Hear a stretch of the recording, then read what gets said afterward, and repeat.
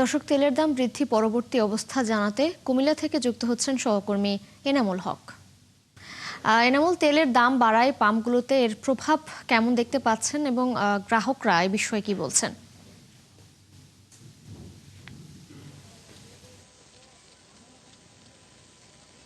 তেলের দামে এক প্রকার হতাশা ব্যক্ত করেছেন সাধারণ মানুষ এবং যানবাহনের মালিক এবং শ্রমিকরা। তারা বলছেন তেলের দামের সাথে নিত্যপণ্য এবং সবকিছুর দামের সাথে জড়িত। আজকে সকালবেলায় যখন তেলের দাম বৃদ্ধি তখনই এক প্রকার যানবাহনের সাথে বাকবিতণ্ডা চলছে তেলের মালিক শ্রমিকদের। তবে যারা পেট্রোল এবং অকটেন যারা নিতে আসছেন তারা কিন্তু বারবারই বলছেন যে অকটেনের দাম বৃদ্ধি এবং পেট্রোলের দাম বৃদ্ধি, কিন্তু সেই বৃদ্ধির পরেও যেন তারা যেন দুর্ভোগ দীর্ঘক্ষণ দাঁড়িয়ে থাকে, সেই বিষয়টি যেন তারা ভোগান্তি থেকে দুর্ভোগ কমে, সেই বিষয়টিতে কথা বলছেন। আমি যদি কয়েকজনের সাথে কথা বলি, এই যে তেলের দাম বৃদ্ধি পেয়েছে।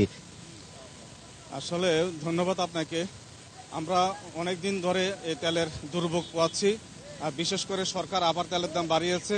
হ্যাঁ, এই বাড়ানোর কারণে আমরা আরও ভোগান্তি পড়েছি।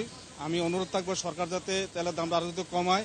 এমনি তো তেল পাচ্ছি না, এই তেল না পাওয়ার কারণে আবার তেলের উপরে দাম বৃদ্ধির কারণে আমরা আবার এই চরম ভোগান্তিতে পড়েছি। তো সরকারের কাছে অনুরোধ থাকবে তেলের দাম কমিয়ে এবং কি জনগণ যে ভোগান্তি এখন শিকার হচ্ছে সেই এই ভোগান্তি থেকে যাতে রেহাই পায় সেদিকে দৃষ্টি দেওয়ার জন্য অনুরোধ জানাচ্ছি।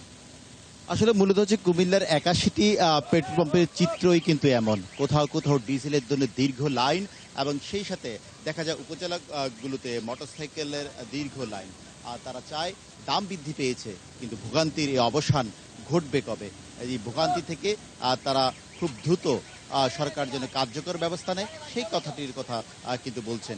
আজকে সকালবেলা থেকে যানবাহনের ভাড়ার দাম বেড়েছে, সেই সাথে যে পণ্যবাহী ট্রাক এবং মিনি কাভার্ডভ্যানগুলো আছে সেগুলোর বাড়তি ভাড়ার কারণে পণ্যের উপর প্রভাব পড়ছে। সাধারণ মানুষ বলছে এই যে একদিকে হচ্ছে তেলের জন্য ভোগান্তি, আরেকদিকে দ্রব্যমূল্যের ঊর্ধ্বগতি, সেটা সামাল দিতে। এনামুল হক, ধন্যবাদ আপনাকে যুক্ত হবার জন্য। আপনি সঙ্গেই থাকবেন। দর্শক, কুমিল্লা থেকে যুক্ত ছিলেন আমাদের সহকর্মী এনামুল হক।